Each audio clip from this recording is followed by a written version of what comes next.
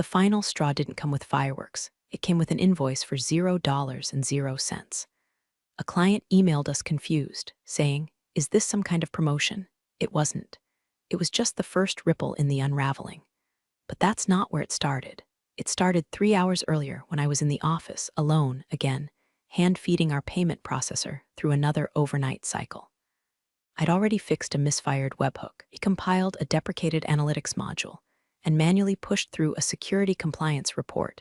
Our CTO had promised the board would be automated by Q2. It was Q4. I'd done it by hand for the past 3 years. My name's Julia, and I've been the silent spine of this company since before it had Windows. Not Windows trademark, literal Windows. Used to run the server on a fold-out table next to the mini-fridge in a shared coworking space that smelled like cold pizza and venture capital. Back then, I was a lifesaver. Indispensable, a magician. These days, I'm ops, lowercase, no flair. Just the lady they loop in when a contract's been signed, but nobody knows how the hell to fulfill it. 10 years of spreadsheets, licenses, compliance frameworks, crisis triage. Not once did I let a fire spread past my desk. That's not ego talking, it's muscle memory. I don't do chaos, I preempt it. While the C-suite gave TEDx talks and built their Twitter followings on scaling culture, I scaled the goddamn infrastructure. Alone. If you're still reading this and already feeling a bit angry for me, do me a small favor. I just started this channel. Hit subscribe and help me hit my first 10,000 subscribers. It's free. It tells the algorithm I'm not as invisible as they thought. Back to it. The truth is, I knew exactly when they stopped seeing me. It was subtle at first. A thanks turning into a thumbs up. The monthly report reviews shifting to glossy dashboards no one asked me to review. Then came the reorgs. I kept getting mapped further and further from any org chart that actually had decision-making authority. My new boss, 29-year-old whose resume included personal branding consultant and ran a failed NFT marketplace. Once, during a vendor onboarding, he actually turned to me and said, "Can you send the thing?" I said, "Which thing?" He just blinked. "The setup thing," like I was Alexa and he forgot the command. I sent it, I always do. He took credit for the integration, of course. That was the rhythm now. The interns came to me when they needed real answers. Execs looped me in when things went sideways. Never when they went well. And the infrastructure? Oh, the infrastructure. They thought the billing ran itself, that the license renewal pings were cloud magic, that our filings auto-synced with no human finger hovering over the kill switch every fiscal deadline. I was that kill switch. None of it was documented properly. Not because I didn't try, but because no one cared to read it. Every time I sent a memo, I'd get too long. Read from the same people who wrote 20-slide decks on mission-driven vertical synergy. They didn't want clarity. They wanted plausible deniability. Still, I stayed, because I had built this thing from code and caffeine. Because I didn't need applause, I needed stability. I didn't want to start over. I didn't want to retrain under a new bro with a MacBook and a startup hoodie who thought SOC2 was a music genre. Something shifted after last year's holiday party. They announced bonuses over champagne. My name wasn't mentioned. I didn't even get the catered meal. I was running the EOY compliance exports that night. Later, I found out the junior product manager, who once asked me what net revenue meant, got a $12K bonus and a Peloton. When I asked about mine, HR said, "We're evaluating core contributors under new criteria." New criteria. I started counting the silent betrayals after that. The projects that suddenly didn't include me. The metrics I built getting rebranded under someone else's initials. And the latest, an intern looping me in to explain a process I invented because he heard it used to run differently before we standardized. Standardized, my scripts, my systems, my decades of paranoia disguised as preparedness. And they were rebranding it like IKEA furniture. So I waited, calmly. Professionally, I stopped offering reminders. I stopped preemptively fixing things. I let the memory decay begin slowly, like rot under a paint job. And one sleepless night at 1:58 a.m., my phone buzzed. A single text from HR. "Your role's been made redundant. Thank you for your service. IT will revoke access at 8. No call, no meeting, no offer." I stared at the screen, thumb hovering. Then I opened my laptop. One last time. There's a certain flavor of humiliation that only comes at 2 a.m. The kind that doesn't shout, it just taps you on the shoulder and whispers you were never real to them. I read the message twice. Then a third time, "Your role's been made redundant. Thank you for your service. IT will revoke access at 8. No name, no signature, no warning. A message with all the warmth of a parking ticket. And not even from my manager, just HR ops. Like I was some underperforming printer in the mailroom they finally got around to replacing. I didn't scream, didn't cry. Just sat there, bathed in the pale light of my monitor and the familiar scent of burned-out lavender from the candle I'd forgotten to blow out. Redundant. They hadn't even bothered to fire me properly. No offboarding meeting. No transition plan. No knowledge transfer. Just a digital guillotine set to drop at 0800 sharp. I felt weightless, like the part of me that gave a damn finally evacuated the building. I reached for my coffee, lukewarm now, half empty, and opened my laptop. Not to save anything, not to do anything, just to see. No dramatic file deletions. No pulling cables or triggering scripts like in some cyber thriller. Just a quiet audit. I clicked through the dashboards, the integrations, the calendars I once hand-fed into existence. Billing cron jobs still queued. The API keys that had quietly expired 3 days ago, waiting for someone to notice. They hadn't. I hovered over my own access panel, still full admin, still invisible to anyone who didn't know where to look. And no, I didn't back up anything. Didn't download client files or reroute access. I didn't need to. I was the backup. The best kind of revenge. The kind that's already built into the system. Kind that looks like nothing until it's too late to stop. I opened the ops dashboard. My heartbeat didn't even flinch. A single blink and I saw the alerts stacking quietly. License checks overdue, contract renewals missing signatures, two-factor tokens that hadn't been refreshed since last quarter. Like cracks spidering across glass under fresh weight. And I knew something no one else did. The weight was about to get a hell of a lot heavier. Open the filing pipeline, quarterly reports due to regulators in 48 hours. The sync batch was paused. I'd paused it last week to fix a checksum bug. Never resumed it, never got asked. No notes, no follow-up, no one noticed. I clicked over to the client escalation inbox. 11 emails flagged urgent, all unread. I used to triage that inbox daily, silently resolving what the relationship managers didn't know existed. They never asked how, just called me a rock star in passing and assumed it would always just get done. Funny thing about rocks, they don't float. At 3:07 a.m., I closed every tab, one by one. No drama, no mic drop. The last window I touched was the company-wide Slack. There was a message from the CEO and Hash General sent 2 hours earlier. Tough decisions today, but we're evolving. Resilience is our competitive advantage. Underneath, 37 clapping emojis. I stared at that sentence like it was a foreign language. Resilience. They gutted the one department that actually kept the lights on and had the audacity to call it evolution. I logged out, not rage quitting, not storming out, just stepping away. At 4:15 a.m., I powered down my laptop for the last time. My reflection hovered for a second in the black screen. Tired, not broken. I didn't steal a damn thing, didn't sabotage a single system, simply stopped holding the ceiling up. And by 8:01 a.m., when they finally revoked my access, it had already begun. At 8:42 a.m., the CFO was already yelling into a muted Zoom window, his forehead glossy with panic sweat. He hadn't shaved. His usual Patagonia vest was missing, just a wrinkled dress shirt and eyes that screamed what the hell is happening. By 9:00 a.m., 3 payment escalations had hit his inbox. Not delayed, not declined, vanished. Whole invoices failed to register in the system. Clients were confused. One wrote, "Do we owe you money or not?" Another had already suspended their auto-renewal, assuming we'd closed shop. Meanwhile, the revenue ops channel in Slack was a bonfire. Screenshots of errors, pings with it here and at channel flying like confetti at a sad corporate funeral. A junior associate asked, "Did something update overnight?" Another suggested restarting the billing server. There was no billing server. It was a cluster of lambdas I'd hand-scripted over 3 years, and no one else could spell, let alone manage. At 9:18 a.m., the head of IT made a public post about unexpected systems latency. Someone else blamed AWS. Then a dev asked, "Did we do any releases last night?" The Git history was clean. Git doesn't log neglect. By 9:40 a.m., found the first real clue.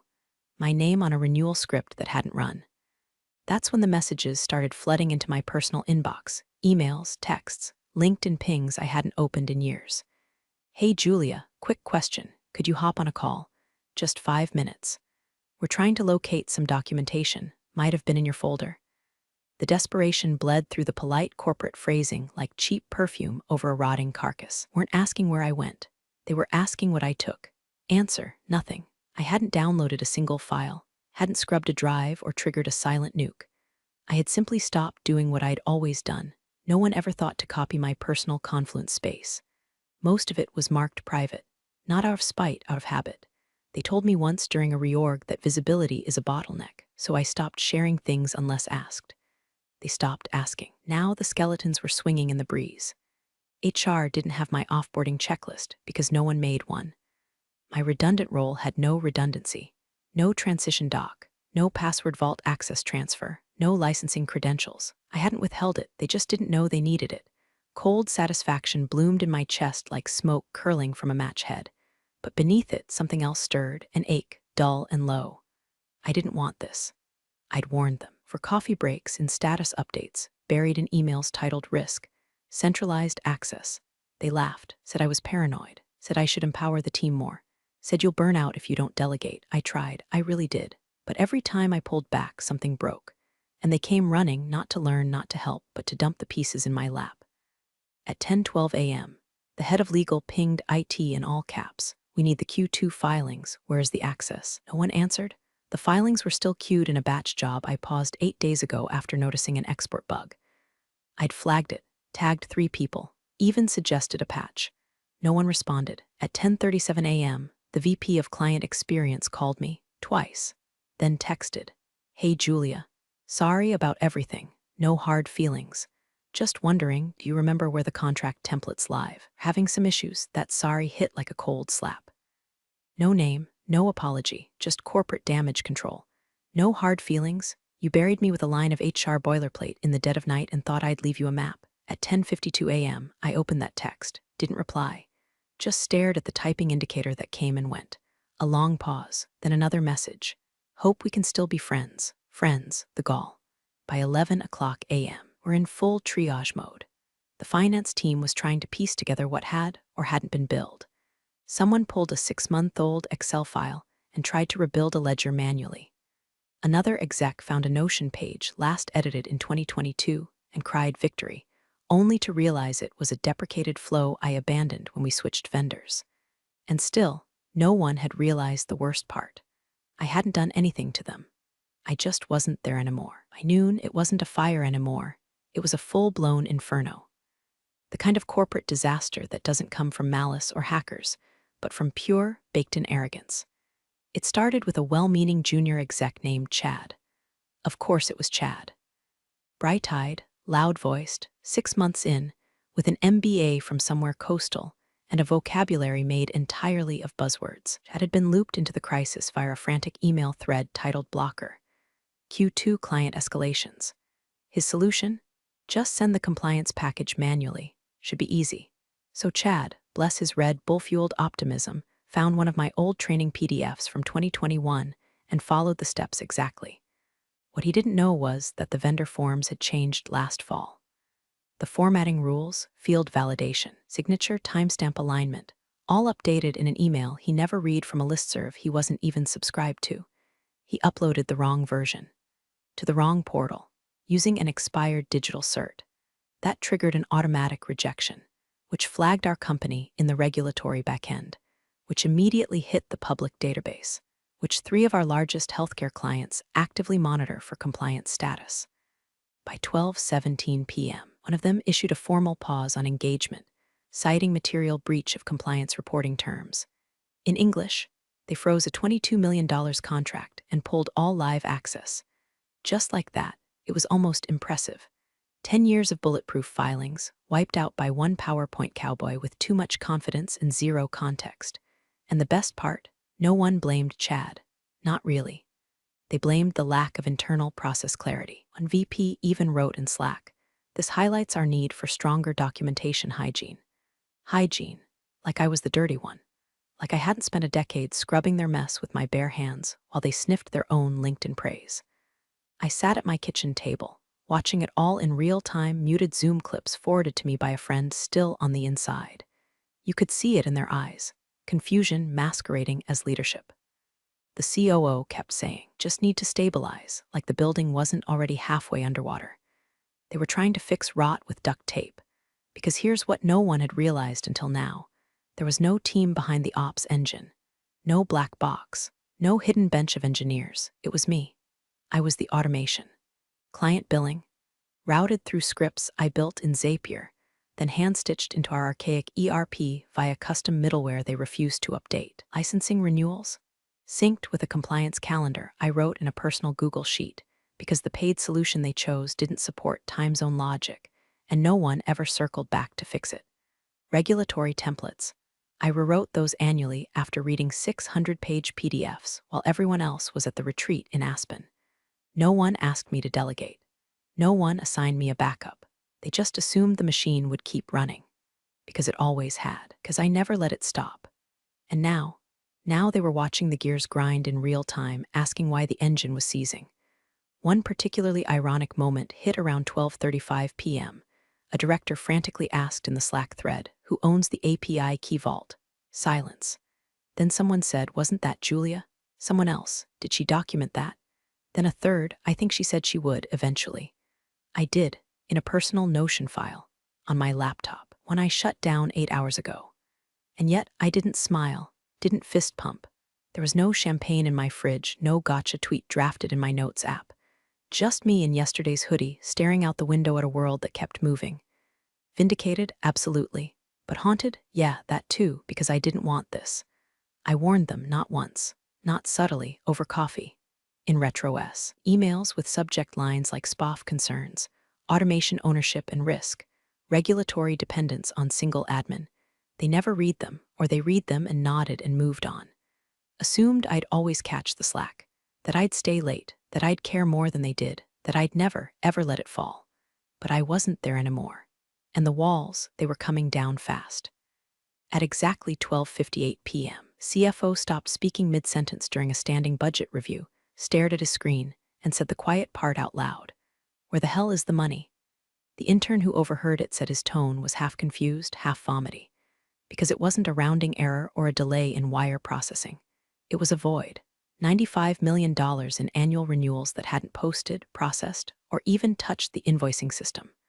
Not late, not rejected, just gone. That was when the real bloodletting started. The temporary renewal system, that's what I'd called it 2 years ago. The one I stitched together over a sleepless Thanksgiving weekend after the CTO's pet platform migration failed to port recurring billing logic. I built a stopgap in 72 hours using conditional logic, legacy contract data, and 3 different tools that weren't designed to talk to each other.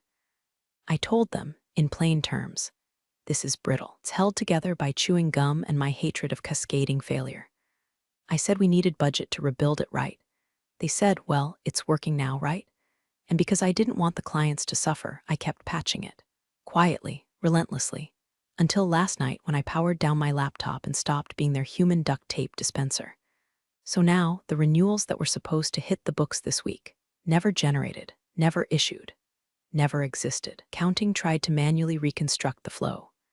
But without the cross-referenced metadata, contract flags, and the client tier mapping I stored in a private Airtable, the one they said was unnecessary complexity, they were flying blind. At least 3 key clients thought they had canceled. One emailed in all caps, "Is this your way of terminating US?" That was just the warm-up.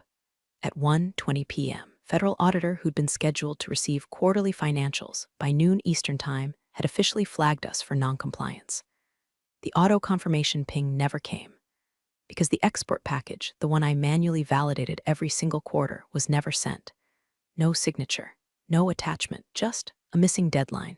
You know what happens when a federally audited fintech company misses a reporting window? Stock freeze. Client panic. Media silence. Legal teams skipping lunch. Speaking of lunch, I made a sandwich, nothing fancy, sourdough, turkey, some mustard I'd been saving for a weekend that never came. I sat on my balcony in the sunlight, phone face down, a glass of cold water sweating onto the table next to me. I ate slowly. For the first time in years, no Slack pings, no quick questions, no passive-aggressive calendar invites for meetings with no agenda. Just peace, the distant sound of corporate Rome burning. My phone buzzed once, twice, 10 times.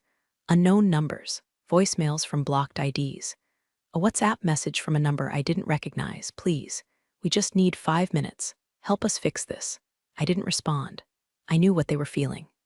That awful drop in your stomach when you realize the parachute doesn't open because you never bothered to check if one was packed.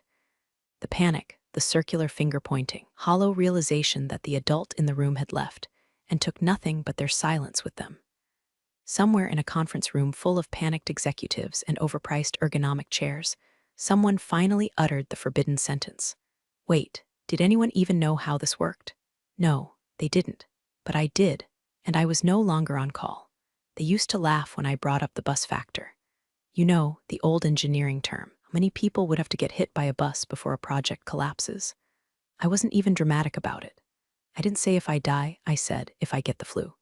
If I go off the grid. If I finally burn out and stop fixing your fire drills at 1 a.m. while eating string cheese for dinner. But every time I said it, every time I sent an email with bullet points and action items and polite suggestions to cross-train someone, anyone, they waved me off. Julia, worry too much. Let's not over-engineer the process. Let's focus on impact, not paranoia. Impact, yeah, now they were living the impact. Front row seat, no refunds. I had a whole folder titled Bus Factor Mitigation Julia on the shared drive. Last updated 14 months ago. No one ever opened it. I know because I monitored the view history. Not one click. And now, that same HR director, the one who sent me that sterile, spineless 2 a.m. text, was frantically trying to locate it. My friend inside said she was white as drywall during the emergency legal review. Apparently, someone from the audit committee asked, was there any formal offboarding procedure for Julia? She said yes. Then they asked for documentation. Her face fell like a Jenga tower on tilt, because there wasn't any, not even a checklist. No NDA update. No knowledge transfer session. Not even a thank you Zoom. And here's the kicker. They told the board my role was non-critical and that redundancy measures were in place. Both lies, both traceable, both legally problematic. The audit team smelled blood, and while they flailed, I was already 2 steps ahead. At 2:12 p.m., I got a message from Claire, a former colleague, now VP of Operations at a rival firm. She'd seen the headlines. The compliance breach, the investor call with no transcript, speculation that the fintech darling was quietly unraveling. Hey, are you okay? I told her I was fine, better than fine. Then came the real message. Would you consider coming on board as a consultant? We've got legacy systems to fix, and I'd love to finally see your name on something. It hit different. No fluff. No tap dancing around titles. No let's circle back. Just respect. Recognition. A chance to build something without needing to be invisible to keep it alive. Didn't say yes, not right away. I told her I'd think about it, but inside, I'd already decided. Because for the first time in a decade, I wasn't crawling to anyone. I wasn't asking for a seat at the table. I was the table, and now they knew it. I took a walk after that, past the coffee shop where I used to doom scroll Slack during lunch, past the office building with the frosted glass meeting rooms where I'd silently fix crises while executives made vision boards. I saw one of them, actually Jeff, the chief innovation strategist, standing outside on his phone, pacing, red-faced, sweating through his blazer. He didn't see me. Funny how that works. They never saw me when I was holding everything up. But they're sure as hell noticing the hole I left behind. That's not revenge. That's gravity. By Friday morning, the cracks weren't cracks anymore. They were chasms. And in the middle of all that silence, the emails started to arrive. Not from recruiters or LinkedIn randos. Clients. Real ones. People I'd onboarded back when our contracts were still PDFs and e-signatures were a luxury. The kind of clients who never cared about our rebrands or executive reshuffles. They just knew that every time something went sideways, one person got it done. And now that person was gone. The subject lines were disarmingly human. Are you okay? Just heard what happened. Where did you go? Didn't reach out, didn't solicit, didn't even update my job status. I just replied, short, honest, clean. I'm no longer with the company, it was their decision. Hope everything's well on your end, that's all it took. 10 minutes later, another one. We've been trying to get support for a week. Nobody answers. Honestly, we're nervous. I didn't offer solutions. I didn't sell them anything. I just answered the questions they already had. Where's our quarterly report? Are our license seats fluctuating? Did someone switch our billing contact without notice? I told the truth, and the truth spoke volumes. By noon, 3 separate clients, each with contracts north of $10 million, had independently reached out to Claire, the VP at the rival firm. No NDA, no slide decks. No sales pitches. Just one line, repeated again and again. We heard Julia's there now. My name, not the company, not the product. One of them even said it on a recorded call. Frankly, we're staying with whoever has Julia. That's who we trust. I watched that clip twice, once in disbelief, once in something heavier, something sharp and quiet and dangerously close to pride. Because for years, I was background noise, a nameless fix-it button, someone who made things happen but never got a byline, who was told not to center herself during Team Retro S, was always asked to be a little smaller, a little quieter, a little less. Now I was the damn guarantee. The headlines hadn't come out yet, but insiders were already whispering. Investors were asking questions. Clients were slipping away without warning, and there was nothing my old company could do to stop it, not because I sabotaged them, but because I was no longer there to hold them up. I didn't spike the contract pipeline. I was the pipeline. And when I left, didn't break, it evaporated. Still, I didn't gloat, didn't screenshot the emails, didn't forward the praise. I sat with it in silence, like a candle burning low in the back of an empty church. This wasn't revenge. This was the consequence of 10 years of being the invisible gravity that held their world together. And now that I was gone, everything they thought would orbit forever was floating into space. Postmortem read like a corporate autopsy performed by blindfolded surgeons. 3 weeks after my departure, the internal report finally dropped. 38 pages of jargon-drenched denial wrapped around a single unavoidable truth. No breach, no sabotage, no theft. Just good old-fashioned, fully organic incompetence. The findings were exquisite. Primary failure points appear to stem from undocumented dependencies and lack of knowledge redundancy. Translation: nobody knew how anything worked because I never got to train anyone, because nobody cared until I was already gone. They'd spun it every way possible.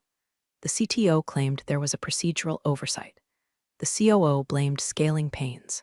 The HR director, she'd taken emergency family leave, funny timing. But the cherry on top came from the CEO himself. A LinkedIn post, equal parts smarm and spin. We recently experienced a disruption due to unexpected system limitations. We're taking steps to future-proof our infrastructure and rebuild trust. Innovation requires risks, and we learn from each one. No apology, no ownership. Just a half smile in a blazer blaming the ghost of tech infrastructure past. But investors weren't buying the fairy tale. By Monday, 3 major publications had run headlines with phrases like operational negligence and compliance collapse. The company's stock took a 19% dip by Wednesday. Their biggest partner issued a statement reevaluating strategic alignment. The board called an emergency restructuring meeting. 2 VPs were retired early. And through it all, my phone stayed mercifully quiet. No begging, no blame, just the hollow echo of realization settling in. Because you can't file a lawsuit against gravity. You can't fire someone again for choosing silence over martyrdom. What I built wasn't revenge. It wasn't a Trojan horse or a final keystroke with a poison payload. It was just necessary. And when the necessity walked out, so did their stability. That Friday, I took the subway to my new office. A modest space, clean and sunlit. The kind of building that smells like fresh paint and glass cleaner, not burnt coffee and stress sweat. Claire met me in the lobby, smiling, holding 2 coffees and a folder thick with onboarding docs she'd already color-coded just in case you like organizing things your own way. She knew. Upstairs, I passed the open bullpen, nodding at the engineers and analysts who already knew my name, not because I saved them from disaster, but because they'd read my memo before the fire. Then I reached my door. My name was etched in frosted glass, centered, clear, not too big, but impossible to miss. Julia Reynolds, Director of Strategic Operations. I stood there for a second, one hand on the knob, letting it all settle. No Slack pings, no passive-aggressive CCs, no late-night quick asks, just silence and control. And then, quietly, almost reverently, I opened my laptop, checked the headlines one last time, and shut the lid with a click that felt like punctuation. They called me redundant, but they finally understood. I was the load-bearing wall. Thanks for joining the fun, you office survivors. Subscribe for more switch-flicking drama. Let's make your former coworkers sweat.